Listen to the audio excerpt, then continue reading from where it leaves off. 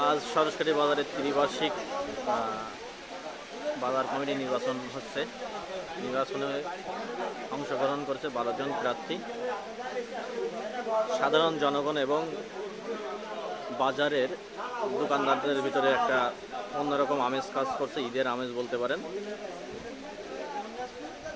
আশেপাশের অনেক গ্রাম থেকে লোকজন এসেছে।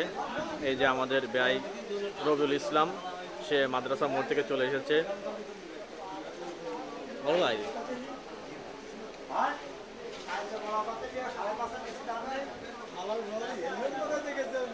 134 জন ভোটার অলরেডি 129 জন ভোট প্রদান করছে।